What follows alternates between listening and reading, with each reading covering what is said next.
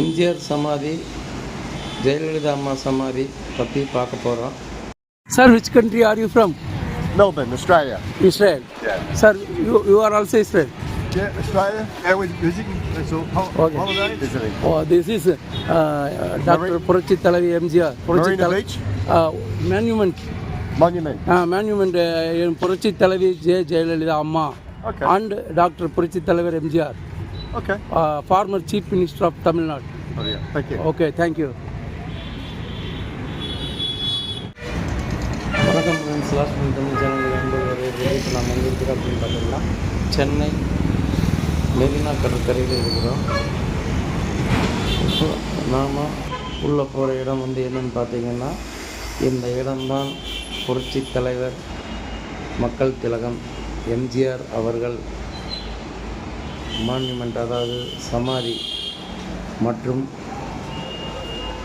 புரட்சி தலைவி அம்மா அவர்களின் சமாதியில் தான் நாம் இப்பொழுது பார்க்க போகிறோம்.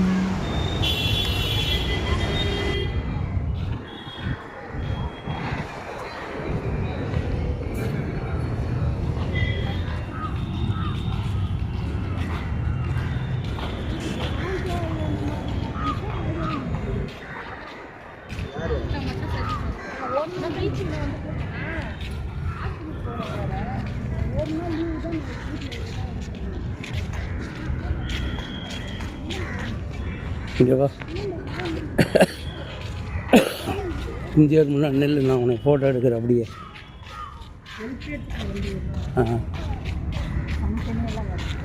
நீ நெல் சொல்கிற அப்படியே.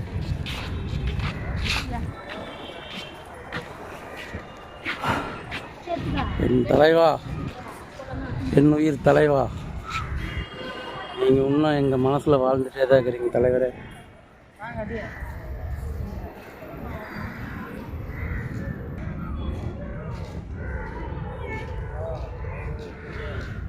ஒரு நிமிஷம் இங்கே வா, அம்மாக்கிட்ட.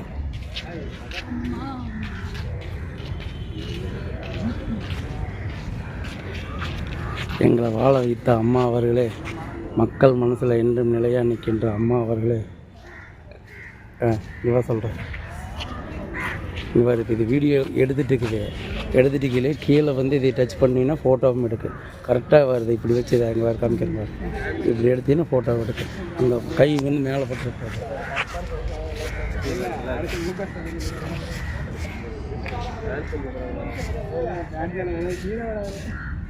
மேலே அம்மாலாம் தெரியுற மாதிரி கீழேயும் தெரியும், மேலேயும் தெரியும். எழுதியா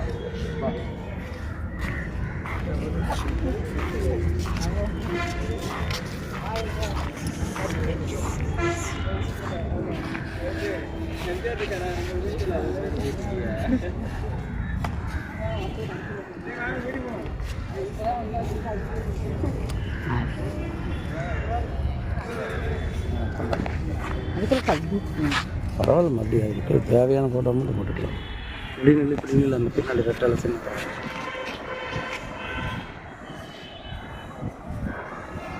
அப்படின்னு இல்லை.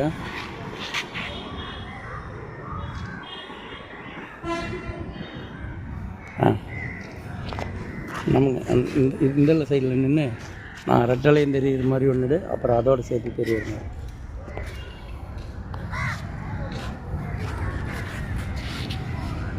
நான் ஒரே நிமிஷம். சரி,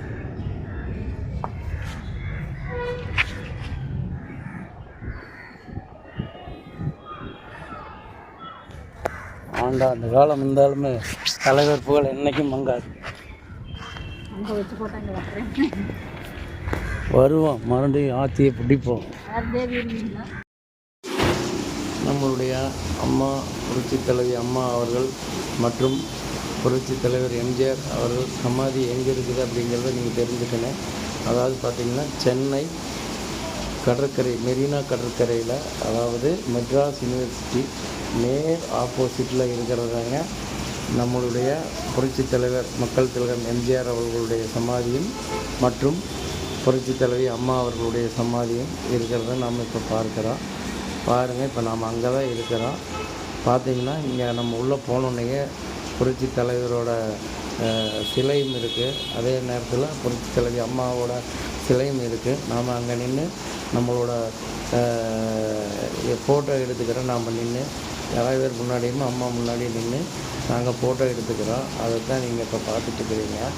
இங்கே வந்து பார்த்தாலே ஒரு மன அமைதி தெரியுங்க. அந்த அளவுக்கு அவ்வளோ அற்புதமாக நம்ம அம்மாவோட சமாதியை புரட்சி தலைவரோட சமாதியை பாதுகாத்துட்டு வர்றாங்க. பாருங்கள், நம்ம அதை தான் இப்போ பார்த்துட்ருக்குறோம். இதுதான் புரட்சி தலைவி அம்மா மற்றும் புரட்சி தலைவர் எம்ஜிஆரோட சிலையைத்தான் நாம் இப்போ பார்த்துட்ருக்குறோம். இனி இது முடிஞ்சதுக்கப்புறம் நாம் உள்ளே போனோம் அப்படின்னா அங்கே வந்து பார்த்திங்கன்னா புரட்சி தலைவரோட சமாதி மற்றும் அம்மாவோட சமாதி இருக்குங்க.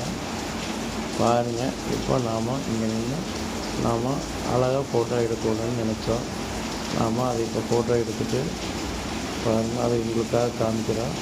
நானும் எனது மனைவி சாந்தி 2 பேருமே சென்னை போயிருந்தோம். போயிட்டு அங்கே தாங்க நாங்கள் இந்த படமெல்லாம் எடுத்தோம். நாங்கள் ஒரு வேலை விஷயமாக போயிருந்தோம். அந்த வேலை முடிஞ்சதுக்கப்புறம் இங்கே வந்து தலைவரோட சமாதி மற்றும் அம்மாவின் சமாதி 2யும் பார்த்துட்டு நாங்கள் இப்போ அங்கேருந்து ஃபோட்டோலாம் எடுத்தோங்க.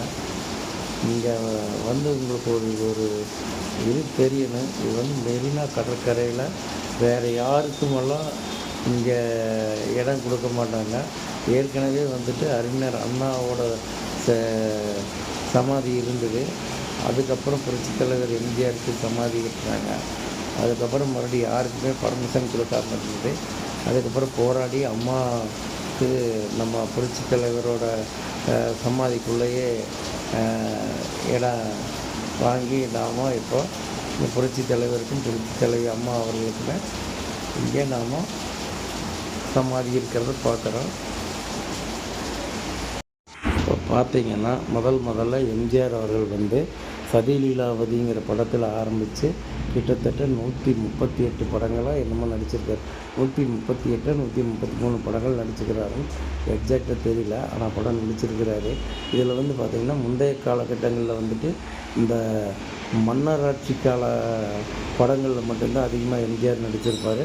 அதில் சிறப்பாக பணியாற்றி நல்ல வெற்றி படங்களை எல்லாம் கொடுத்துருக்கிறாரு.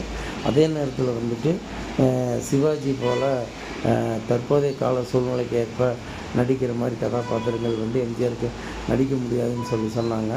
அதன் பின்பு வந்து எம்ஜிஆர் அதுக்காக அதாவது திருடாதே படத்தில் வந்துட்டு சமூக படங்களில் நடிக்க ஆரம்பித்தார்.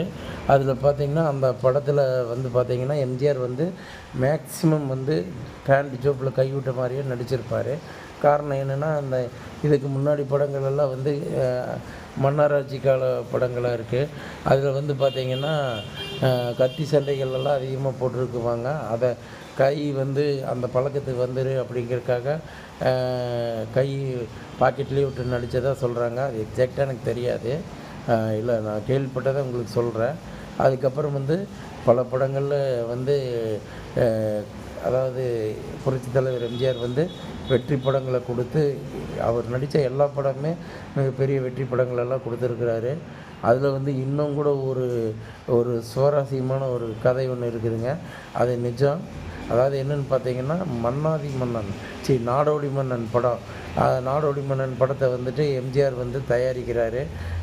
தயாரிக்கிறப்ப பார்த்தீங்கன்னா அந்த படத்துக்கு வந்துட்டு அவரோட இருக்கிற அத்தனை சொத்தையுமே செலவு பண்ணி படம் எடுக்கிறாரு.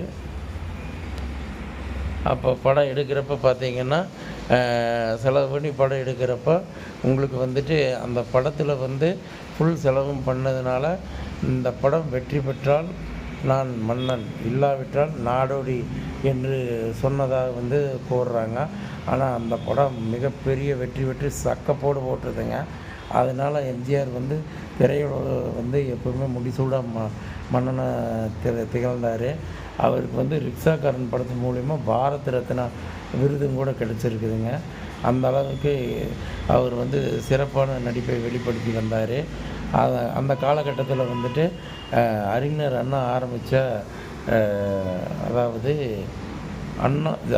திராவிட முன்னேற்ற கழகத்தில் எம்ஜிஆரும் வந்து அறிஞர் அண்ணாவோட திராவிடர் முன்னேற்ற கழகத்தில் கட்சியில் இணைந்து பணியாற்றி வர்றாரு. படங்கள்லையும் நடிச்சுட்டு கட்சி பணியிலுமே தொடர்ந்து செஞ்சுட்டு வர்றாரு. அப்போ வந்துட்டு திடீர்னு வந்து அறிஞர் அண்ணாவோட இறப்பு ஏற்படுகிறது. இறப்பு ஏற்பட்ட பிறகு கலைஞர் கருணாநிதி அவர்கள் வந்து முதலமைச்சராக பதவியேற்கிறாரு. பதவியேற்றதுக்கப்புறம் அவர் முதலமைச்சராக ஆட்சி செஞ்சுட்டு வர்றார் தமிழ்நாட்டை. அந்த சூழ்நிலையில் அதாவது வந்து ஒரு காலகட்டத்தில் வந்து எம்ஜிஆருக்கும் கருணாநிதிக்கும் வந்து ஏதோ கருத்து வேறுபாடு ஏற்பட்டு அவர் கட்சியிலேருந்து புரட்சித் தலைவர் எம்ஜிஆர் அவர்கள் நீக்கப்படுறாரு. அதன் பிறகு வந்துட்டு புரட்சித் தலைவர் எம்ஜிஆர் அவர்கள் வந்து அதாவது அண்ணா திராவிட முன்னேற்றக் கழகம் அப்படிங்கிற ஒரு கட்சி ஆரம்பிக்கிறாரு. அனைத்து இந்திய அண்ணா திராவிட முன்னேற்றக் கழகம்னு. அந்த கட்சியை ஆரம்பித்ததுக்கப்புறம் பார்த்திங்கன்னா உங்களுக்கு எம்ஜிஆர் கூட பல தலைவர்கள் வந்து இரண்டாம் கட்ட தலைவர்களெல்லாம் எம்ஜிஆர் கூட வந்ததுனால எம்ஜிஆர் வந்து மிகப்பெரிய வெற்றி பெற்று ஆட்சி அமைக்கிறாரு. ஆனால் அதுக்கு முன்னாடியே வந்துட்டு எம்ஜிஆர் கட்சி ஆரம்பித்தோடனே ஒரு இடைத்தேர்தல் வருது. அந்த இடைத்தேர்தலில் திண்டுக்கல்லில் தான் நினைக்கிறேன் இடைத்தேர்தல் வருது, எக்ஸாக்டாக தெரியல. ஆனால் அந்த தேர்தலில் வந்து எம்ஜிஆர் கட்சி ஆரம்பித்தோன்னே அங்கே வந்து ஒரு வேட்பாளரை நிறுத்தி எம்ஜிஆர் வந்து தேர்தல் பணியெல்லாம் செஞ்சு அண்ணா திராவிட முன்னேற்ற கழகத்தோட வெற்றி ஆரம்பிக்கிறதே அந்த இடத்துலேருந்து தான் அப்படிங்கிறத திண்டுக்கல்லில் இடைத்தேர்தலில் ஒரு ஆளுங்கட்சியை எதிர்த்து வெற்றி பெற்றார் நம்மளுடைய புரட்சித் தலைவர் எம்ஜிஆர் தலைமையிலான அனைத்து இந்திய அண்ணா திராவிட முன்னேற்ற கழகம். பார்த்திங்கன்னா அந்த அளவுக்கு புரட்சித் தலைவர் எம்ஜிஆர் வந்து கட்சியை வந்து மக்கள் நல்லா வழி நடத்தி சென்றார். அதுக்கப்புறம் மறுபடியும் வந்து எம்ஜிஆர் அவர்கள் வந்து ஆட்சி அமைச்சதுக்கப்புறம் தமிழ்நாட்டின் முதலமைச்சராக தேர்ந்தெடுக்கப்பட்டதுக்கப்புறம் அதாவது இதுவரைக்கும் நடந்த ஆட்சியிலேயே புரட்சித் தலைவர் எம்ஜிஆரோட ஆட்சி காலம்தான் பொற்கால ஆட்சியாக அமைஞ்சது மக்களுக்கு. எந்த ஒரு மக்களுமே வந்து புரட்சித் தலைவர் எம்ஜிஆரோட ஆட்சியை வந்து குறைய சொல்ல மாட்டாங்க. அந்தளவுக்கு சிறப்பாக ஆட்சி செஞ்சுட்டு வந்தார் புரட்சித் தலைவர் எம்ஜிஆர் அவர்கள். அப்போது வந்து கொள்கை பரப்பு செயலாளராக வந்து புரட்சித் தலைவி அம்மாவை வந்து கட்சியில் நியமிக்கிறாங்க. நியமித்ததுக்கப்புறம் பார்த்திங்கன்னா புரட்சித் தலைவி அம்மா அவர்கள் வந்து படங்களில் நடித்தாலும் அப்பப்போ இந்த கொள்கை பரப்பு செயலாளராக இருக்கிறாங்க. அதில் வந்துட்டு பிரச்சார பொதுக்கூட்டங்களுக்கெல்லாம் வந்து அம்மா கலந்துக்கிறாங்க. அம்மா கலந்துக்கிட்ட இடங்களெல்லாம் வந்து நல்லா மக்கள் வரவேற்பு இருந்தது. அதனால் அப்போ நான் வந்து ஒரு சின்ன பையனாக தான் இருந்தேன். எங்கள் கடைக்கு முன்னாடியே வந்து அம்மா பேசின மேடை பேச்செல்லாம் நான் கேட்டிருக்கிறேன். என் கடைக்கு முன்னாடியே மேடை அமைச்சு பொதுக்கூட்டங்கள்லாம் அம்மா பேசுனதை நான் பார்த்துருக்கிறேன் சின்ன பையனாக இருக்கிறப்ப. உண்மையிலுமே அம்மா வந்து கட்சி பணி வந்து சிறப்பாக செஞ்சுட்டு வர்றாங்க. ஒரு காலகட்டத்தில் வந்துட்டு அதாவது வந்து புரட்சித் தலைவர் எம்ஜிஆர் அவர்கள் வந்து அகால மரணம் அடைகிறாரு. மரணம் அடைஞ்சதுக்கப்புறம் பார்த்திங்கன்னா உங்களுக்கு வந்துட்டு புரட்சித் தலைவர் எம்ஜிஆரோட மறைவுக்கு பிறகு வந்துட்டு அதாவது வந்து ஜெயலலிதாவும் ஜானகியும் 2 பிரிவாக பிரிகிறாங்க. பிரிஞ்சதுனால வந்துட்டு அந்த சூழ்நிலையில் வந்து ஆட்சியை கலைச்சிட்றாங்க. யாருக்கு ஆட்சி அமைக்கிறதுல குளறுபடி ஏற்பட்டதுனால ஆட்சியை கலைச்சிட்றாங்க. அதுக்கப்புறம் வந்துட்டு எலெக்ஷன் நடக்குது. எலெக்ஷன் நடக்கிறப்ப பார்த்திங்கன்னா 1989 எலெக்ஷன் நடக்கிறப்ப புரட்சித் தலைவி அம்மா அவர்களுக்கு வந்து சேவல் சின்னமும் ஜானகி அம்மாள் தலைமையிலான கட்சிக்கு வந்துட்டு இரட்டைப்புறா சின்னமும் கொடுக்குறாங்க. அந்த சூழ்நிலையில் வந்துட்டு நிறைய தலைவர்கள் வந்து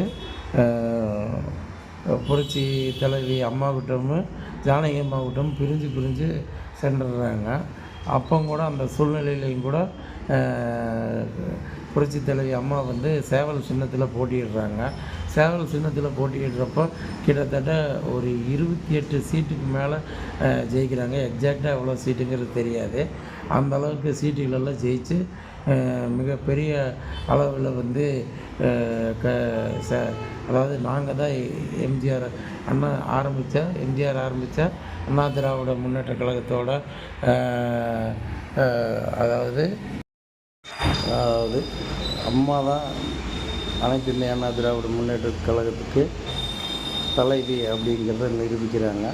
இருந்தாலும் வந்து அந்த தேர்தலில் வந்து காங்கிரஸ் நம்ம கட்சியில் கூட்டணியில் இருந்த காங்கிரஸும் தனித்து போட்டியிடுது. அதே நேரத்தில் ஜானகி அம்மாளும் வந்து இரட்டைப்புற சின்னத்தில் போட்டியிட்டதுனால வந்து நம்மளால் மெஜாரிட்டி கிடைக்காம திமுக வந்து ஆட்சி அமைக்குது. ஆட்சி அமைக்கிறப்போ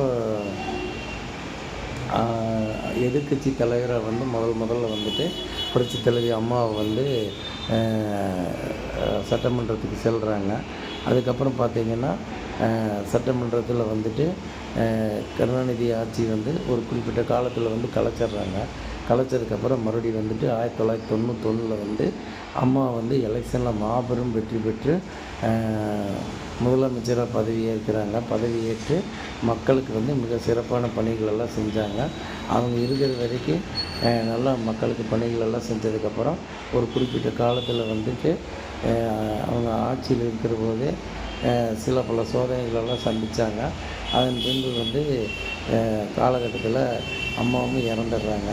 அப்போ தான் பார்த்திங்கன்னா அம்மாவுக்கும் புரட்சித் தலைவருக்கு இருந்த சமாதி இருந்த இடத்துலையே வந்து இடம் ஒதுக்கீடு செஞ்சு பலகட்ட போராட்டத்துக்கு அப்புறம் இட ஒதுக்கீடு செஞ்சு அம்மாவும் வந்து இங்கே எம்ஜிஆர் சமாதிக்கு பக்கத்துலேயே வந்து அடக்கம் செய்கிறாங்க. நாம் இப்போ அங்கே தான் போயிருக்கிறோம். அங்கே வந்து என்னால் முடிஞ்ச வரைக்கும் நான் வந்து உங்களுக்கு வீடியோ படம் எடுத்து காமிச்சிருக்கிறேன். இதில் ஏதாவது குற்றம் குறை இருந்ததுன்னா தயவுசெய்து என்னை மன்னிச்சிருங்க. எங்களுடைய லாஸ்ட் மினிட் தமிழ் சேனலை சப்ஸ்கிரைப் பண்ணுங்கள், ஷேர் பண்ணுங்கள், லைக் பண்ணுங்கள். நன்றி.